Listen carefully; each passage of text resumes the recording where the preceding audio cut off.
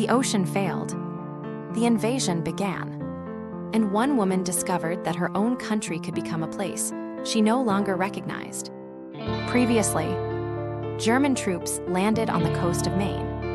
Anna Brennan received a warning from her brother Michael, and the sirens began to wail over Boston.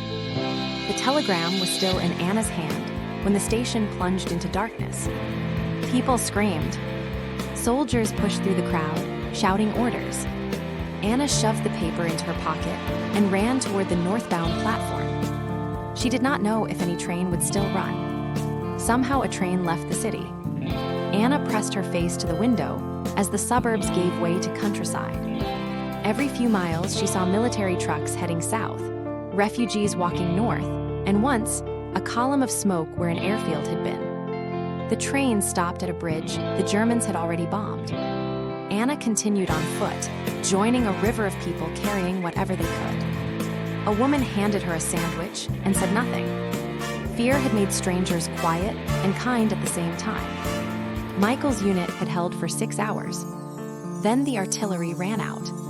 The survivors were herded into a makeshift prison camp, while German officers studied maps of Boston and New York. Michael kept his head down and memorized everything he saw.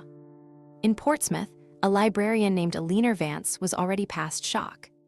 She had cataloged every German patrol route, every supply convoy, every officer who drank too much at the hotel bar. When Anna asked for directions to Portland, Alina saw a reporter and made a decision. Alina handed Anna a borrowed bicycle and a warning. The Germans had taken Portland. The coast was a military zone, and civilians who asked questions sometimes disappeared. Anna asked why Alina was helping her. Alina simply said, "Because someone has to write this down." Anna pedaled through the night. At a checkpoint, she showed her press badge and held her breath. A young German soldier waved her through, bored and cold. She realized then that occupation looked ordinary until it didn't. Portland was half in ruins. Fishing boats burned in the harbor. German flags hung from the customs house. Anna walked through streets she had played in as a child, now unrecognizable, and turned the corner toward her family's home. The house was gone. Only rubble and a chimney remained. Anna stumbled forward, calling her parents' names, Michael's name. Then boots crunched on broken brick behind her. A German patrol rounded the corner.